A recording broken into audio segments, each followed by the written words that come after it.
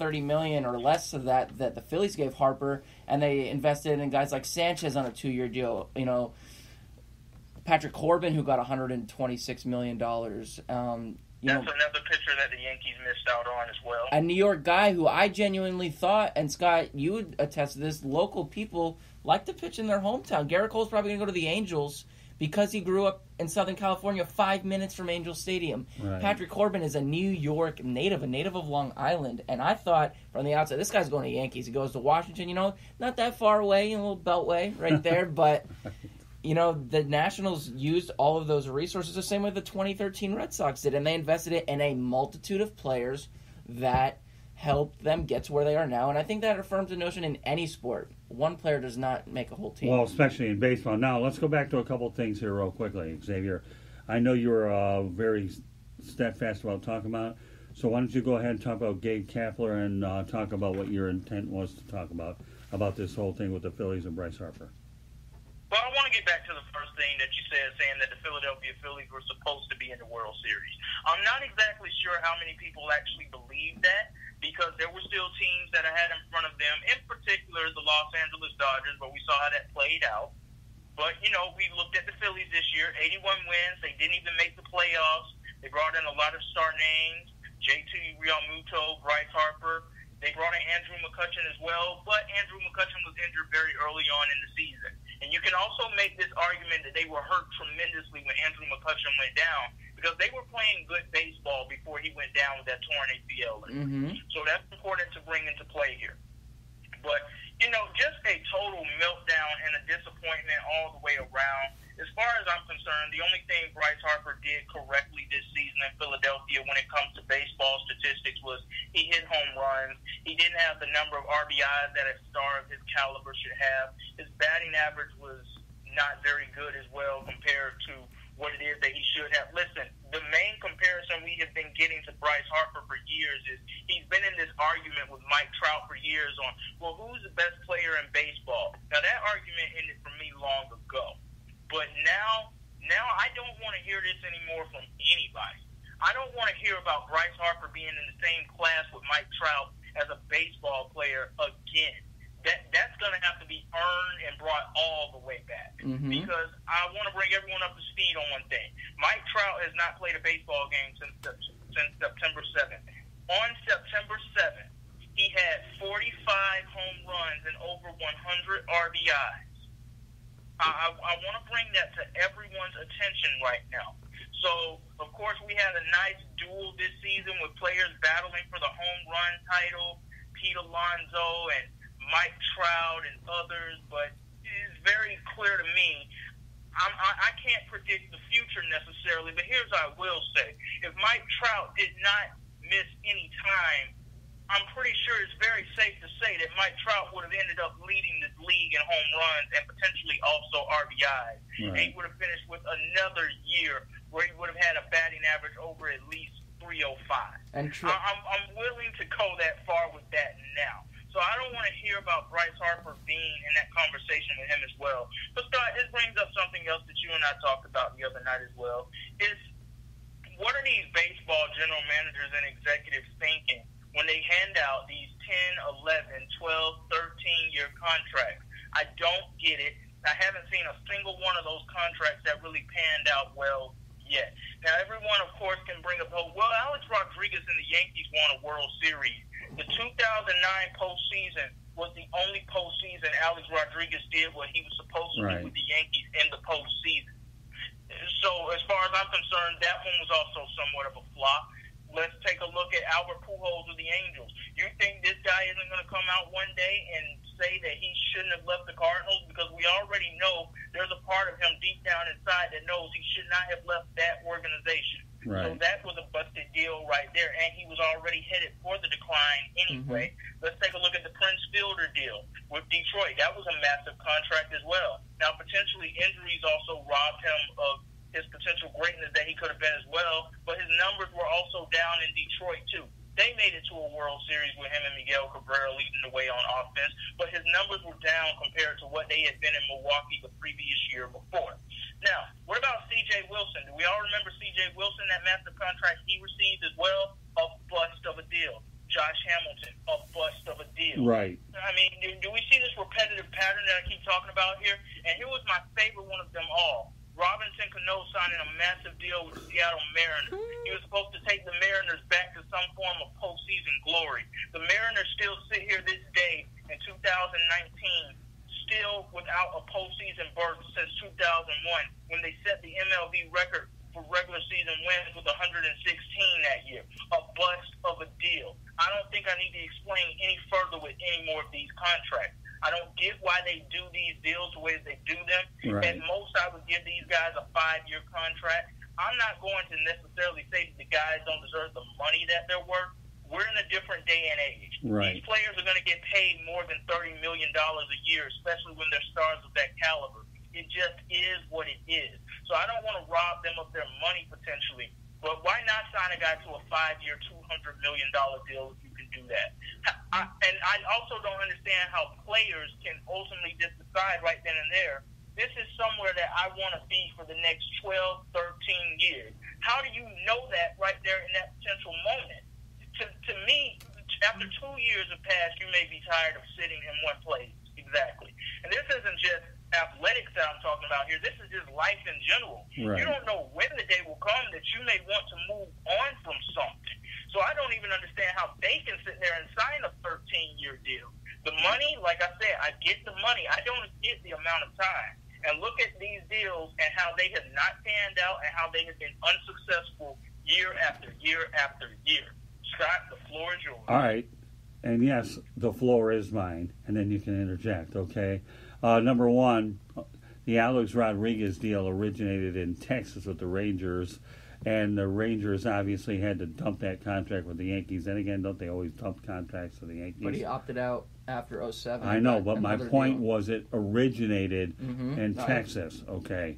Number one, it originated in Texas, and obviously the Yankees continued to pay the guy, okay? That's item number one. Number two, you're right, Xavier. There's no doubt that none of these contracts have been great. Miguel Cabrera got a lengthy contract as well. Didn't work out on the back end. Injuries have really been a problem. Again, use the words etc. etc. ... Howard and Bryce Harper going out to Philadelphia? Really? They're going to run him out of town in 3 years. That was the biggest joke I've ever seen. Manny Machado with the Padres. How did that work out?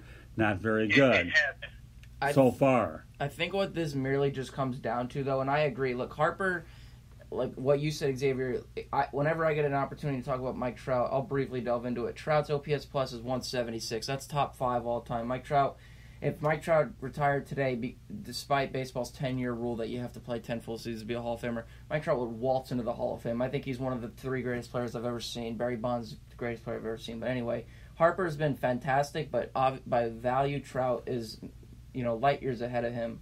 But I think with these big contracts, the only reason why they happen is not only one, that the teams have the financial capital, but they're appealing to the players because, and I've heard GM say this before, when Ruben Amaro gave Carlos Ruiz a 3-year extension, he said, I didn't want to go a 3rd year, but he did. They're only trying to appeal to the player because they care about the right now, and they say they'll handle the consequences later. But let me get back to my other point, okay, and that's this. Number one, those deals don't work out. I'm not going to sit here and read into what an executive says, Louis. I'm not going to do it. The bottom line is they're trying to secure their core players for a long time, is what they're doing. I get it. But I'm going to go back to what's going to end up happening, and we'll see new trends when it comes to contracts all the time. The one thing that nobody's even understanding here is that baseball does not have a salary cap. Mm-hmm.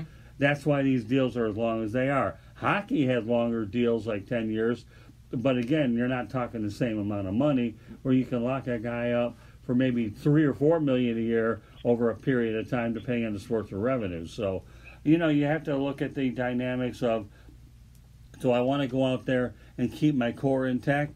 Probably, okay. But, when you talk about these deals don't work out, okay? I agree with you. They don't. And again, the Marlins have been dumping salary a long, long time anyways, going back to their first World Championship and their second. And, of course, this year they had Derek Jeter as the owner who found a taker with the Yankees, okay? But, the reality is they don't work Scott, out at all. Let me interject here really quickly as well. Sure. Because you brought up the Marlins again with the Giancarlo Stanton contract. Right. We need to remind our listeners of something really quickly. This is not the first bad contract that the Marlins did in this decade alone. Jose Reyes. What about the Jose Reyes right. deal? Okay, Heath Bell, Mark Burley. See, this is like I don't understand what these executives are doing here. And Scott, I'm gonna throw this point at you, and Louis, you too, and you guys tell me how you feel about this. I don't feel like the Angels are going to see any type of true success again until they get that Albert Pujols contract off their books. Just simply because it was a bad move from the start. They have only had one postseason run that ended very shortly in 2014 since he has been there.